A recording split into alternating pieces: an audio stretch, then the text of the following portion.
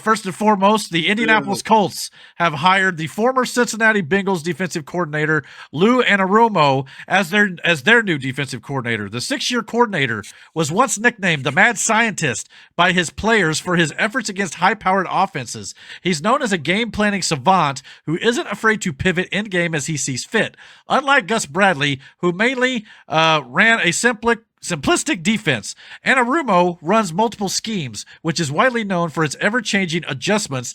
This was instrumental in the Cincinnati Bengals Super Bowl run a few years ago. However, his defense was ranked 5th in the league during the Super Bowl run. But in the other seasons, the defense was averaging around 22nd in the league out of 32 teams.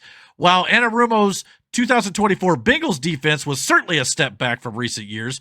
It was actually one of the biggest reasons the Bengals struggled this season, but it could have been partially due to the personnel he was provided that proved out to be unfit. At least that's what many have said around the league. So some of the issues in Cincinnati could be personnel. It'll likely mean at least a decent overhaul is on the table in Indianapolis to find players who fit his schemes. But as we've discussed before, I have to see it to believe it at this point. Thoughts, Brandon, on a new defensive coordinator? Is because if we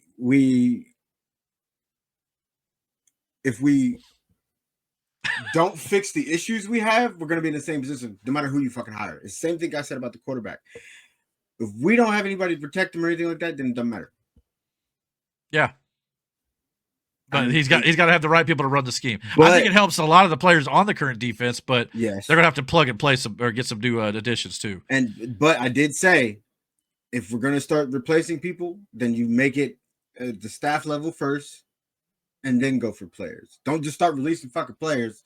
Well, because they may not be the issue. It may be staffing, and I still think we should go for a head coach. I don't give a fuck what Thursday says.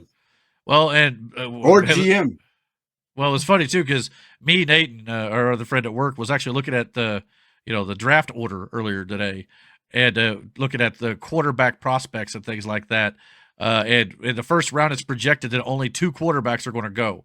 One to I think who was it? It'd be like the Giants and the Titans. I think early on. After that, no quarterback goes in the first round in early mocks. So that obviously tells you partially that Anthony Richardson's not going anywhere, which I think most of us kind of figured anyway, especially with what I'm about to tell you. Howard's going to be out there, okay? But yeah, the coach is probably going to stick around at least another year for sure. And it's great you're hiring a new coach, but and a lot of the Colts players are actually young, especially on the defensive side of the ball. So you might be able to mold them to your defense, but at the same time, it's concerning when it's like, all right, this is the type of guys you're going for. I'd rather you go get guys from maybe top 10 of the league. That would be where I prefer to see it, but I guess we're going to have to just wait and see how that goes. Next up, in regards to the Indianapolis Colts, had another little bit of news I wanted to share at least. The Colts NFL reporter, Stephen Holder, is reporting that Anthony Richardson is working to improve his mechanics this offseason. Richardson will be working with Josh Allen's personal mechanics and biometrics coach, Chris Hess, to refine his throwing motion. He was a key figure behind Josh Allen's completion percentage being boosted 16.4% in the span of 3 years. Considering they both had similar stats in their first 14 games in the NFL in their careers, should this be an encouraging sign? I would think it probably would be. I mean, I hope so. But we'll just have to wait and see if Anthony Richardson has the same amount of luck that Josh Allen did. But we'll have to wait and see how that goes. Matt is just blowing up the chat. He says, it seems like a reach. Really, I hope it was thought out. You talk about the defensive coordinator, I'm assuming. We all hope it works out for sure. Brandon, I don't know if you saw the story of Anthony Richardson working with Josh Allen's biometrics and mechanics coach. That Josh Allen credits that actually helped his completion percentage go up by 17% after he met with this coach. Do you think it'll help Anthony Richardson in the same way to actually be working with this guy in the offseason? Yes. I mean, I hope so. Because like I said, as much as I want to blame him and he did some bullshit, but he's still young. Yeah.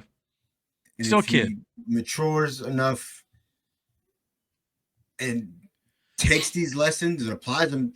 He's a very dynamic player on the field, but he has to fix everything else.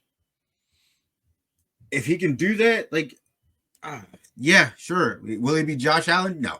But Well, time will tell. I'll take a close version of Josh Allen. I'll take Josh Allen adjacent. I was going to share the video online, but there's actually a cool video on X of it's made by NFL Films, which is why I don't want to show it. I don't want to get copywritten. Mm-hmm. But where Josh Allen is literally talking about how the Chris Hess helped him improve his throwing motion. And if he could do the same thing for Richardson, it will hopefully actually, make him set his feet, throw it the right way, and not just, So hopefully it's just at least good to see Richardson taking the necessary steps to at least attempt to improve. So that's good to see. That shows maturity on his part. So we'll have to wait and see. Indy needs to respond in kind. Then you have to take the steps to, if he is going to be your future, if he's the one we're putting our fucking money on, then you have to help him. Yeah, I completely agree. And hopefully, when you look at these stats, he's not too far behind. Yeah, this is the same 14 games in of their career back in December. So, yeah, exactly. That's what everybody's been saying, that if he gets that extra help like Josh Allen did, maybe he will make that leap, or it won't work.